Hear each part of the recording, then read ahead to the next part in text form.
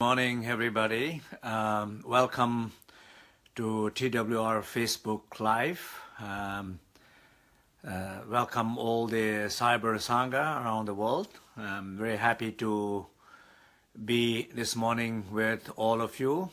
So this morning we have meditation on body, speech and mind, question and answers. So this last meditation, I hope the last meditation was good. Especially I love the practice meditation on breathing the light. And so this particular practice of breathing the light is very ancient practice. It's also like practices of the sleep yoga. There are many aspects of breathing the light, and also one of the great Dzogchen texts called Seven Mirrors. In that ancient text, around 7th-8th century text, also talks about the breathing the light. So obviously the breathing better, breathing deeper is always wonderful, and then particularly breathing the light as an image of light, which is representing awareness. And when the awareness is participating, the image of light and your breath, and it becomes a very powerful way. And then the practice where it is when you are trying to excel deeper and trying to transform everything into light, particularly what I call object of pain, object of fear, and these objects actually visually dissolving into the light. Somehow in that very moment perception, in your perception, you do not kind of see that object anymore there. I hate that image, and suddenly I dissolve that image into the light, and I do not see that image anymore there. That not seeing anymore image there, it affecting your mind, your brain, in your awareness. And so it's a powerful breathing. So I hope, how many of you have been doing this practice? So tell me, and I know if you are doing how this practice has working. So please let me know how many of you are doing. If you're not doing, then you know you're not doing, and you know now you need to do. And that's important. And and the other thing I talked a little bit about the last session of the practice is resting, recovering, and reconnecting. So that's very important. It's resting, recovering, and reconnecting. Resting, recovering, and reconnecting.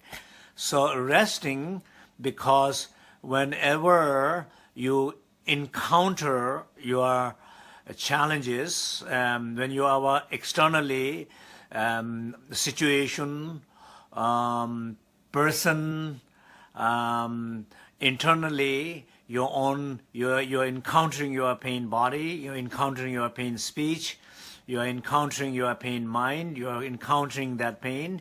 And that moment, usually what happened is you lose the ground, you begin to driven away by those emotions and begin to act and speak and think through your body, speech and mind. And those are the moments when it's driven by those negative emotion, then it's not good. Therefore, that very moment when you feel those pain, it's learn to rest. And obviously I have mentioned many times, learn to rest, resting in that stillness of your body, resting in that silence of your speech, resting in that spaciousness of the mind, and the same practice, way of resting. So you rest. Even though you get agitated, even though you feel like I cannot rest, I have to do something, I have to say something, I have to send the text, I have to write the email, you get really like so much energy, wind is moving, but that very moment, every time you said, yes, it's okay, it's okay, it's okay, calm down, and rest. Breathe deeper, connect with your body, speech, and mind. So first part is resting. When you are successfully able to rest, when you're able to successfully rest, at some point you will feel that, like a shift in your body. In shift your field of energy, you will feel that much kind of sense of better and grounded, and sense of calmness, peacefulness. And when you begin to feel that, that is the moment where you're beginning to recover. You're recovering, and you're clearing and recovering. So the recovering moments will be where not only you feel less tension, less agitated, less restlessness, but you begin to feel a sense of more calm, some more peace. Not only that, but you begin to feel some sense of, okay, I'm feeling comfortable, I'm feeling joy, I'm having some insight. I think feeling some sense of, I hear the person, where the person is coming from, I respect that. So you begin to feel certain quality of what I'm saying here, joy, love, and compassion. When you feel this quality, it's not enough to just feel it, but you have to feel enough to able to reconnect with those people or those situations from that quality. So that is what we talked last time, and we also encourage everybody to do 5 times. So how many of you did 5 times informal practice? Or how many of intend to do 5 times, but you did 3 times, you did 2 times, you did 1 times, or how many people forgot to do it? So those you have forgot to do it, it's very good time to remember that you forgot to do it. It is completely okay to forget, but it's not okay to not know you forgot. There's a big difference between that. Forgetting is one, and not knowing you forgot is totally different. So I accept you forgot, but hard to accept that you are not aware that you forgot. So this is the moment I am reminding that if you forgot, then remember you forgot. If you did 1 time, you remember did 1 time. So it's important that it's a reinforced awareness and reconnecting and reinforcing a sense of wish, commitment to informal practices. So those you did 5 times or more times, please tell me how was it. I am sure you had a great experience. You might have protected yourself from making more mess. You might have, even though it's painful, not comfortable, but you have protected yourself not making more mess. Or you have surprised yourself feeling, wow, there's a completely different way to see it and feel it, and I do feel completely different to the situation. I'm glad that I did not say anything when there were moments like boiling emotions when I did not say anything. I'm very glad I did not. So I am glad that I was just able to rest in my body, speech, mind, in that stillness, silence. I'm glad I did not do. So how did you feel? So this is my question to all of you. And I think it will be nice that, and definitely some of your experiences that when you share it, it's very joyful. It's like a very inspiring. And I am sure it's also inspiring for many other people who read your comments, and then also some particularly people who feel like, oh, practice is not working, it's difficult for me, and so I'm sure it will also help them to encourage them. So I'm just kind of reviewing a little bit what we did last time, and then the purpose of this is when you able to rest, reconnect, and what does that do? The ultimate goal of that is really like a finding yourself, sense of who truly you are, not feeling yourself through that fear and that pain. Who truly you are, not through that fear and through that pain, not identifying that pain, but finding more space in which you feel you feel yourself as that pure space, sacred space. You feel yourself more with that pure awareness, the light. You feel you're more from that warmth and the infinite possibility, because you see, when you are fearful, you are very focused on your idea, your perception, your focus is very narrow. You are afraid of one thing. You don't see the potentiality of so many things. You see only one thing, and particularly something which is wrong. And if you come back and you begin to feel who you are, that space, it changes you. When you feel who you are in terms of that awareness, it completely changes. And so truly finding who you are, truly finding your voice, truly finding your infinite potentiality, that is the goal. Finding yourself, finding your true voice, finding your infinite potentiality.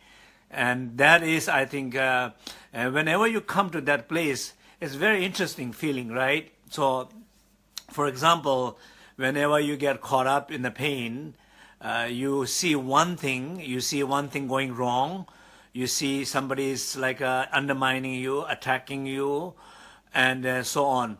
But you are not only that, what you are feeling that moment, but there's a tendency to feel that you are that pain, like almost like you're only that pain, and you are almost ready to say something out of that pain or do something out of make that pain, make a horrible decision out of that pain.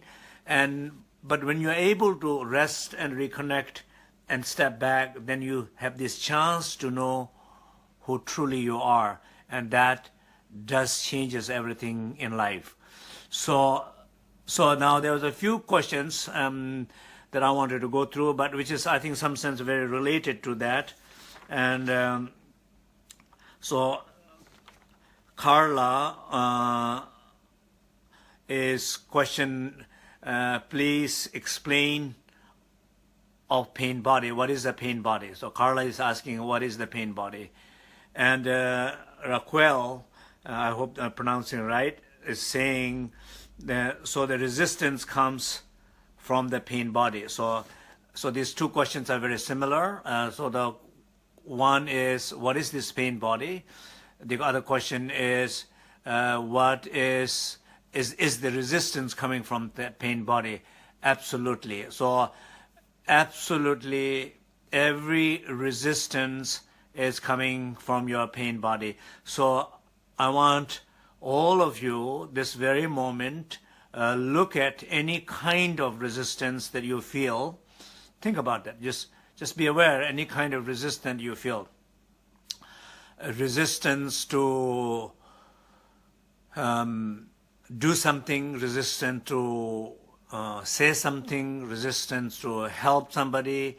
And I often say that even sense of kindness and compassion, compassion predicts. So a sense of kindness, where people often say, oh, I'm so exhausted and tired and trying to help my aging parents or dying parents, or my husband or wife, somebody who's not well. So you can see sometimes it's very difficult trying to help somebody when you feel not strong enough, when you don't feel clear enough, when you don't feel happy enough in yourself, and trying to help is very difficult. And out of all those things, what comes out is a sense of resistance, so that you're not prepared to help. And you really feel resistant, but you also feel sense of social obligation to do something and help somebody. And when you do it, and sometimes we think, oh, it's something problem with the compassion, or something problem with the love, or something problem with the generosity. No, there's no problem with compassion. There's no problem with the generosity. There's no problem with love. The problem is resistance of loving. Problem is resisting to help, resistance to give, resistance. The resistance is what is, it's really draining you. So resistance is what drains you. So and then when you look address closely what the resistance is, it's very much connected with your pain body. And what is that pain body? The other question is, if I say only one word, resistance is the pain identity. Or in a way, in another more simpler way will be your ego is, and partly ego is the pain body. Of course, when we can talk about, well, some ego are like a very joyful, very proud, kind of more like it has more positive quality, and so on. So maybe yes. So there are maybe egos that we all have, and there's no way we can get rid of, and maybe we need in order to survive. And so maybe there is a healthier ego than unhealthier ego. Yeah, we can always talk about that. But in one way, all ego are like a pain body. And another level, we can say ego are more identifying with the pain. Ego which identify more with the pain, it's more pain body. So the pain body is basically, in a simple way, identity of pain. That is your pain body. Identity of your weakness, identity of your condition, identity with your ignorance. These are pain body.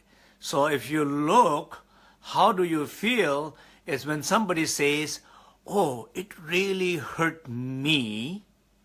It really hurt me. Think about that. It really hurt me. Me.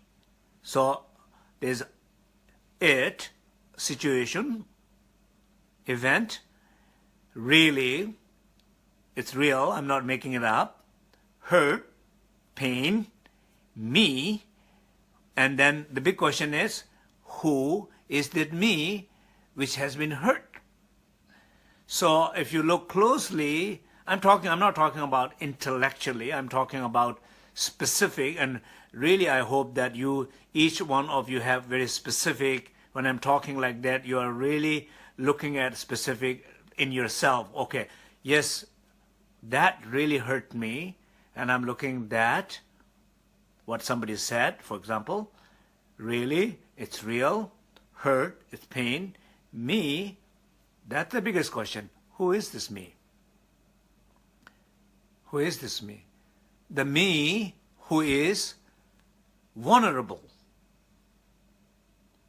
The me who is insecure.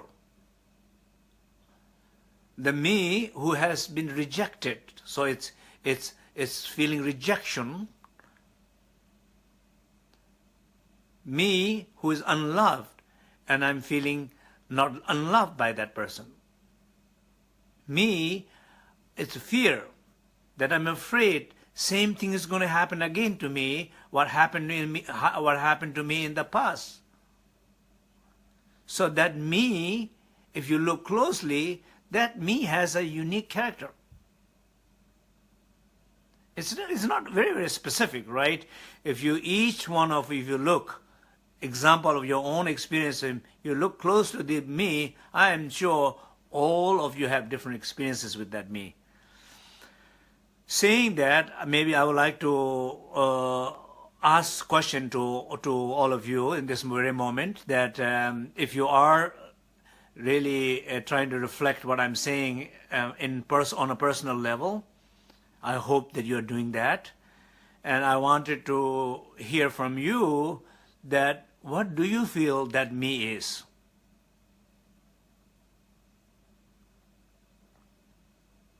One, it's clearly that identity, the pain body, the pain identity, it's your condition, it's your weakness. Probably we can all say it's generality, it's true for everybody. But the weakness or condition can be very specific. I'm vulnerable, I am fearful, I feel rejected, I feel not accepted, I feel excluded, I feel not noticed. What, I don't know. What is that you feel? So this is like really like when you clearly recognize, oh wow, I feel this particular thing. That's kind of a little bit awakening, right? So you can see the whole experiences goes down to that one identity, and that is called pain identity. And when you are, okay, that's important. Let's just kind of stop there. So when you get to understand that, what is the benefit? When you are aware, simply when you are aware of, oh, I'm feeling hurt, I'm feeling not respected, I'm feeling hurt, I'm feeling excluded. That realization already shifting something in you. That's very important to understand. That awareness, open awareness of realization why you've been hurt, it's already shifting something in your body, clearing something in your body. That is something shifting something in your speech. That is something shifting in your mind, and that is where that is the kind of beginning where when I say rest, the resting, that is the beginning. Then I can say, okay, I get it. I don't want to act out of it. I don't want to say something out of it. I don't want to rush writing email, sending text messages. What I need to do is rest because my pain body has challenged. That is the best decision, best action to do. So you rest and see how successfully you're able to rest, how deep you're able to rest. So that is the pain body, and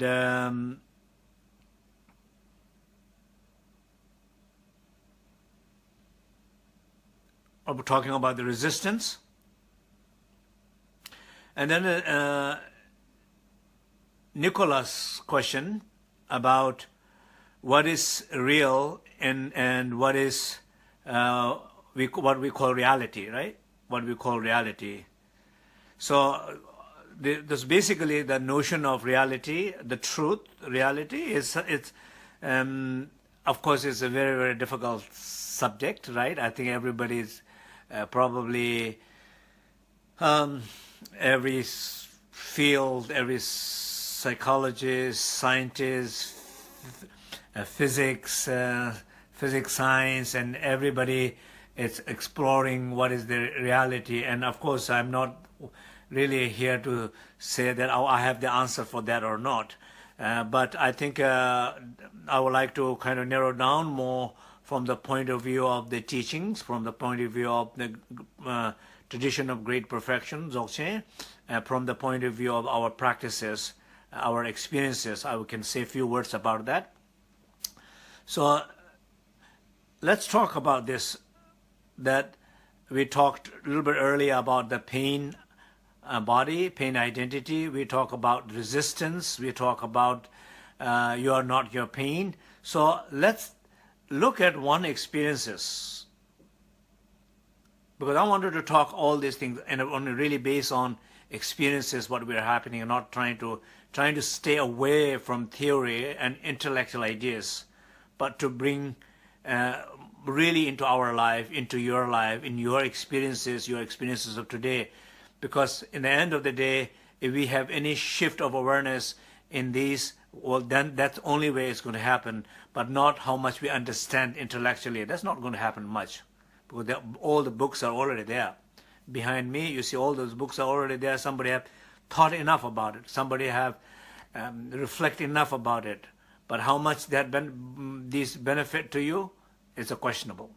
So I want you to keep it very experiential here. So look at an area where you felt that deep pain it really hurt me. Deep pain. So that basically, I think it also leads into another question here. Jenny saying that, there was maybe two more questions there. So basically, the question was, when it's something really hurts, how to stay in meditation. When something is really painful, how to know when to say something or when not to say something. Basically, all these questions came up. I think they're all in some sense of connected to each other. When I am in really pain, how do I practice? I'll tell one personal story, that I was biking and I dislocated my shoulder, and I did not know that, so I was very sure. And I'm still trying to carry bike and back home when I was in Berlin. And so a friend of mine, he's trying to help the bike, and we go back home. And at that point, pain was very strong, so I take out my shirt. Then I saw it was very strange looking, shoulder went dislocated. Then I said, oh, okay, maybe I asked him to pull it up or something. He said, no, I don't want to touch, like it's a very, very risky. So I called doctor, I go to the hospital, in short, and they said, oh, the one who gives anesthesia is not here. You wanted to wait another hour, or you wanted to, we work on it without anesthesia. So I thought myself, okay, this is the good place to meditate, take 3 precious pills, meditate on pain, because this is, and it's not something, it's not a visualizing pain, it's a real pain. And I said, of course, no anesthesia, you go ahead and work on it. And I trying to go into my practice, trying to be still, be silent, be spacious, stay in that inner refuge, in that space, and completely connected there, and let them work. And if I'm saying I did not have a pain, of course I'm lying. There was a pain, but nothing like something, nothing unbearable or something like that. It was completely okay. It was completely okay to let them work, and it's manageable. It's no problem with it. So I know, like if you're trying to bring the experiences like that in those moments, very specific situation, it will truly change. So I want you to think about one specific situation in your life. Better one will be right this moment that things are happening. Either you are feeling so much pain that very difficult to manage, or you are feeling so much conflict, it's very difficult not to react, or you're feeling so much deep fear that it's feeling very unsettling. So now the obviously question is, what should I do?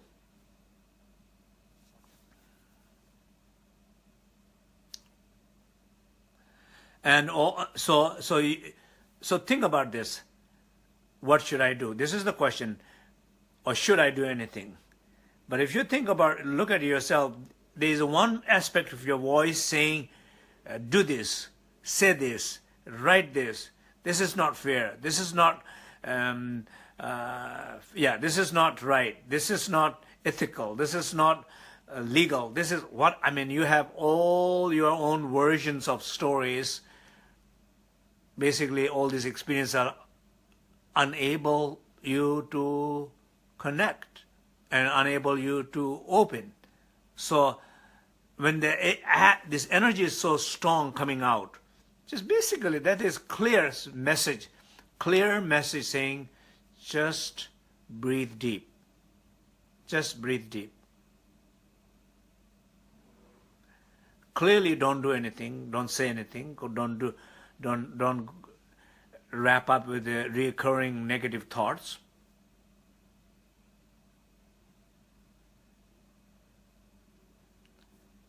Do the breathing of the light, for example. So you are in the mood of doing something, but we are not telling you to do what you wanted to do, but we are telling you to do the breathing of the light. First, breathe deep out all the anxiousness that you are feeling. Breathe it out. Because breath clearly have a power to release things. And especially when you think you have exhaled enough, realize you haven't. So go.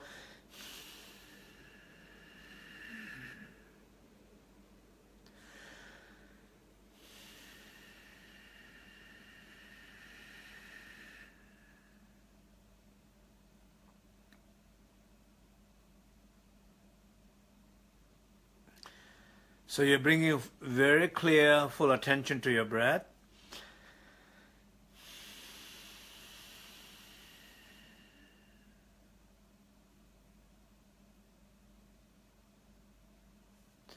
You repeat this cycle of breath. Clearing, clearing, clearing, resting deeper, resting deeper. And then some point when you feel clear enough, rested enough, then be aware of that light in your heart. But aware of that, like a syllable hung. So the one of the question was why blue light or blue hung. So blue is it's related with we say body is white, speech is red, blue is the heart and the mind. So I guess that's one of the reason, and also blue has some sense of calming quality, resting quality. And so breathe out that light and trying to hit each different places. That objects, that person that you related with that pain, the situation that related pain with that pain. So you just breathing out that light and shifting that. So I guess, it's not a different practice than practice I already said last time. But the thing is that I know and clearly that very moment it's difficult. I know that. So just a few things really to do. I know it's difficult. To protect yourself, at least not react from that pain, not say something from that pain, not send email, texts from that pain. Just clearly know when it's coming from that pain, it's just not good to do something. Not act out through your body, speech, and mind. I'm tempting, I'm feeling rushing, but not a good idea, not a good idea. Just calm down, be still awareness of the body. Just tell yourself, teach yourself, trust yourself, and feel the support of all the enlightened beings. Feel the support of the Sangha. And then bring the practice in as we instructed. And after that, you will feel the differences between what you're trying to do with the practices, or if the practice was not there, then what could have happened. You will see it's day and night. If the practice was not there, if the self-reflection was not there, if you did not self-reflect it, if you're not being aware of this, that it was coming from the pain, and then you are not even aware of that you are feeling pain, then you are not aware of that I have a tendency to say something, I'm wanting to say something, and you are not aware that what I wanted to say something is actually quite negative, and you are aware that if I did say something, I am sure the response, the reaction from the other person, what will be. I'm aware of all those things. But when I'm aware of all those things, it clearly protects me not to act from that pain. I'm not feeling comfortable for sure. Who will feel comfortable with that kind of pain and anger or agitation? No, no one feels comfortable. That's, you're not only the one. No one's feeling comfortable. No one is feeling easy. But there are moments you definitely feel comfortable. There are moments you will laugh about it. A student of mine told me a story. I'll just share this story. She said her husband and her were having some conversations, just normal conversations, and suddenly she said she was feeling, the conversation is kind of unaware and just going into a wrong direction and coming from the wrong places, some sense of kind of competition. She can feel some coming from some agitation, some pain, and the conversation is getting a little bit more agitated, a little bit more negative, and it's definitely going to the wrong direction. And at some point you realize it's not only a conversation, but it's almost getting argument. It's almost getting to the fight before it got to a fighting situation. She just realized, wow, I love this guy. We have this moment together. Why have to waste with these kind of conversation? And they're clearly not coming from right place. I know they are coming from my pain. She laughed. Outward, very big laughter of the wisdom came out, and obviously that surprises her husband, right? She's crazy, right? But she just laughed and held his hand, and that was it. That was the end of conversation. He was a little surprised, a little shocked, I guess. He is ready to continuously go on toward until wherever, you don't know where it will going to end.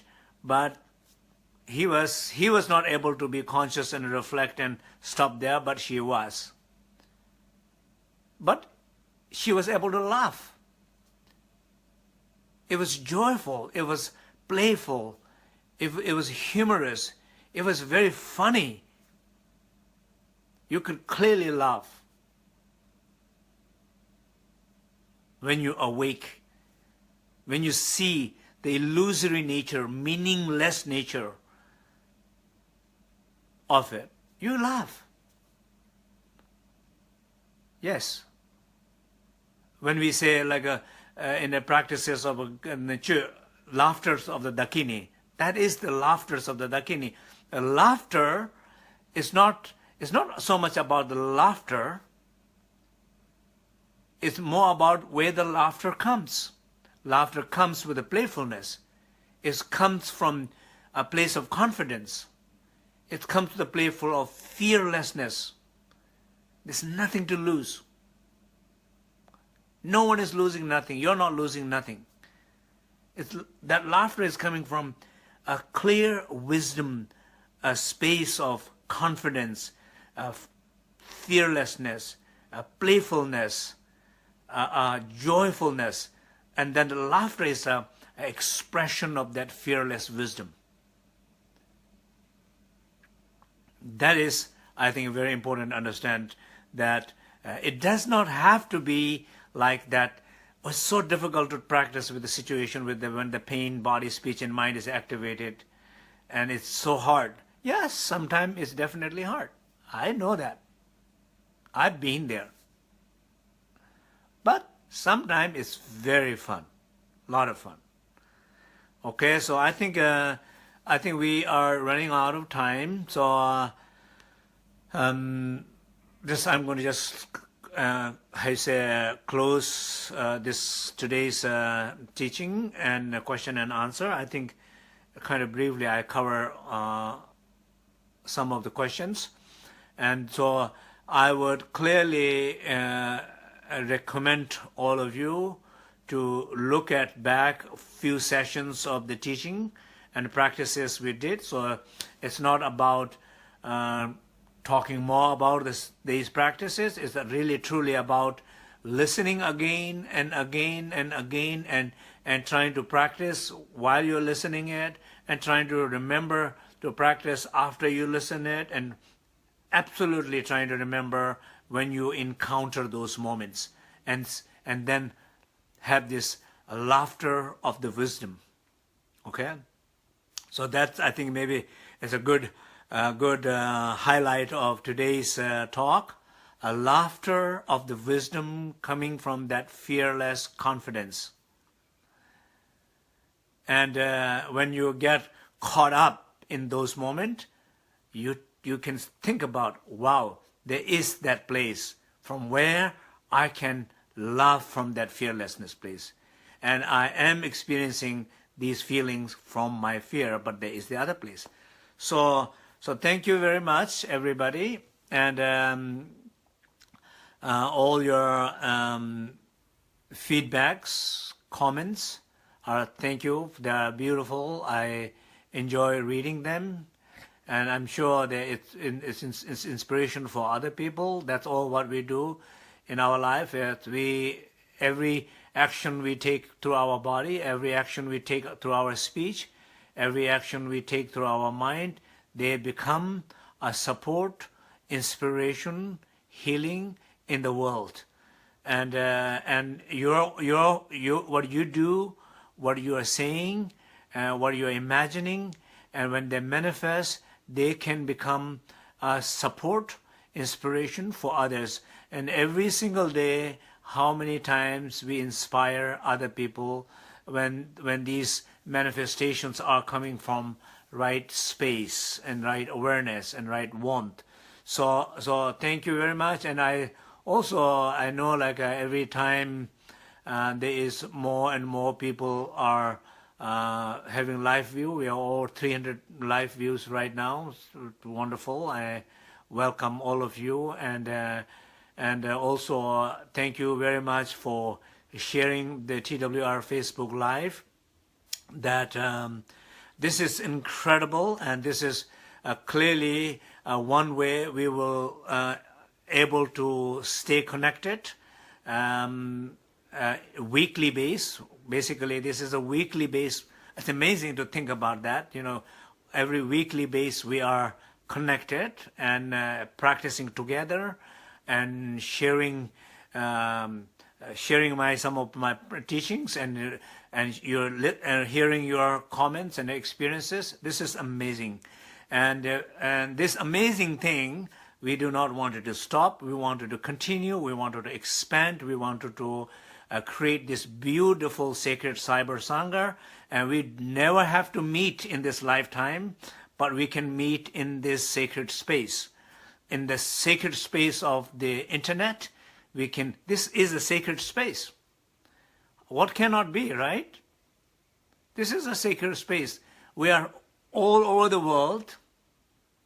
You're constantly getting messages, and I'm able to share. I see these beautiful hearts popping up in that sacred space.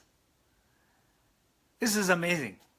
So for sure, we're not going to kind of stop this. We'll definitely, my intention is definitely continue. So there's no excuse for not to learn. There's no excuse to not to attend. There's no excuse in terms of, I cannot travel, or I'm not well, I don't have money, I cannot. Well, you can watch anywhere, in any place, any space you are in. So this is amazing. So I truly intend to continue, and so all your support and outreaching is very important. So I want, and also thank you all who have been sharing with other people. And we have, I don't know how many languages. So we have a wonderful team of people working together. And these Facebook Live is already in many languages are translating. and we'll have more and more languages. So, and I know like somebody will probably post here how many language already is there. So please let all other people know who language becomes a barrier, boundaries here. So please let them know that it exists in different languages. Okay? So thank you. Thank you. Thank you.